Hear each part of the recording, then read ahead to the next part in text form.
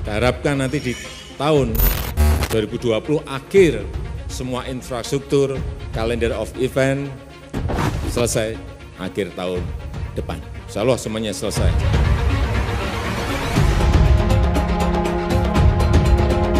Kita memiliki Bali ya, tapi kita sekarang ini baru mengembangkan 10 Bali baru. Kita nggak tahu bahwa kita ini sakti. Kita taunya asik berkelahi, bicara perbedaan aja, jelek sana, jelek sini. Padahal kalau ini kita lola bersama-sama, itu membawa kesejahteraan pada bangsa ini. Yang kita fokus sekarang ini dalam 2 tahun ini hanya 5 dulu. Mana 5 yang baru yang sekarang kita kerjakan? 1, Mandalika. Yang kedua, Labuan Bajo. Yang ketiga, Borobudur. Yang keempat, Danau Toba. Yang kelima, Manado. Lah kita ini sebenarnya global player, bukan global player, super power dalam carbon credit. Dengan segmentasi yang berbeda-beda, sudah kita atur semuanya.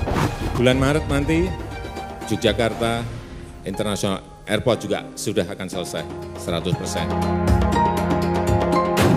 Masa depan Indonesia dimulai dari era Jokowi. Sebelum kita lanjut, jangan lupa subscribe agar tidak ketinggalan info terbaru lainnya dari Poin. Desember kita akan mengajukan Omnibus Law untuk perpajakan, kemudian nanti di awal Januari kita akan mengajukan Omnibus Law untuk iklim investasi, yaitu Undang-Undang Cipta Lapangan Kerja. Indonesia merupakan negara kepulauan terbesar di dunia yang memiliki harta kekayaan alam yang sangat melimpah di dalamnya. Selain itu, Indonesia juga sangat diuntungkan oleh letak geografisnya yang dilintasi oleh garis khatulistiwa. Kekayaan alam yang dimiliki Indonesia berpotensi membawa negara yang berasaskan Pancasila itu menjadi negara besar di masa mendatang.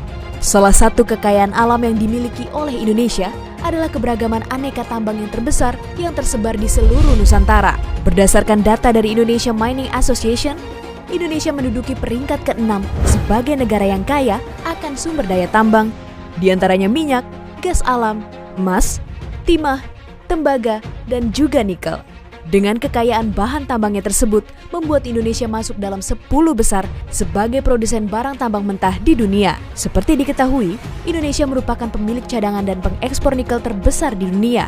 Dikutip dari World Top Export, untuk barang nikel, Indonesia menduduki peringkat pertama dengan nilai ekspor sebesar $628 atau 21,5% dari total ekspor di dunia. Mengingat besarnya cadangan nikel di Indonesia, hal ini pun tak ingin disia-siakan oleh Presiden Jokowi. Ia memiliki ambisi untuk menjadikan Indonesia di masa depan sebagai produsen besar litium baterai di dunia. Dan saat ini, pemerintah tengah berupaya untuk membangun pabrik litium baterai di Morowali, Sulawesi Tengah, dengan bekerja sama antara Tiongkok dan Jepang.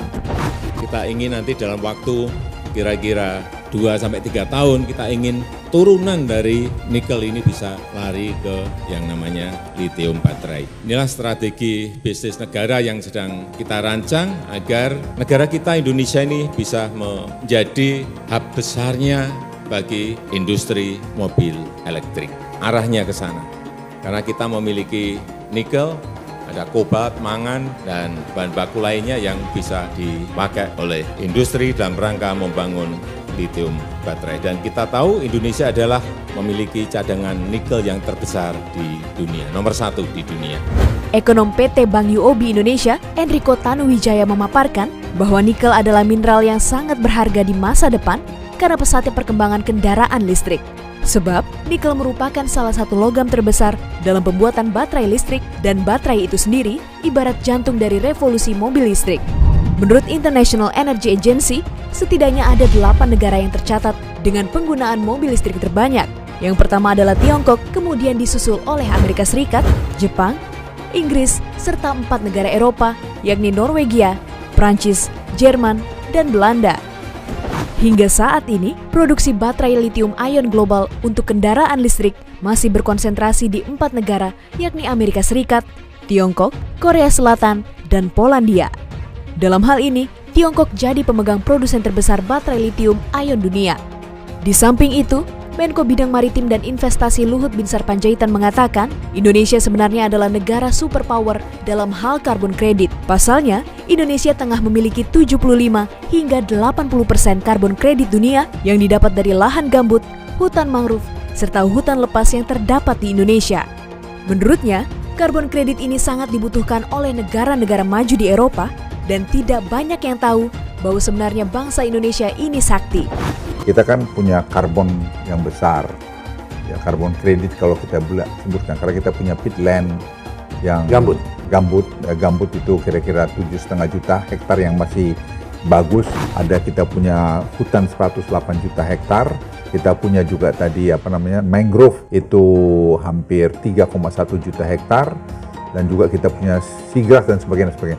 Itu kontribusinya hampir 80-90% ke dunia. Eropa, negara-negara maju sangat butuhkan itu, dan dia membeli karbon kredit ke kita sekarang sudah banyak sekali. Jadi Indonesia itu, Peter punya ide, lah kita ini sebenarnya global player, bukan global player, super power dalam karbon kredit. Kita nggak tahu bahwa kita sakti.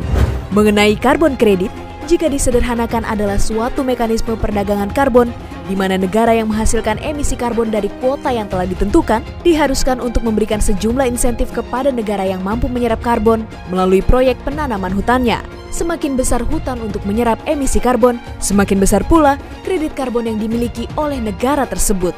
Hal itu sebagaimana yang telah disepakati oleh Perjanjian Prancis yang diikuti sebanyak 195 negara peserta KTT Perubahan Iklim PBB pada 2015 lalu. Perjanjian itu bertujuan untuk memerangi perubahan iklim dalam mengurangi emisi gas karbon yang memicu terjadinya pemanasan global. Ada kurang lebih 74 undang-undang yang semuanya kita kumpulkan, kemudian kita ajukan menjadi satu undang-undang kepada Dewan. Dan kita harapkan dengan undang-undang yang baru ini nanti kecepatan tindakan-tindakan kita di lapangan itu akan kelihatan cepat atau tidaknya.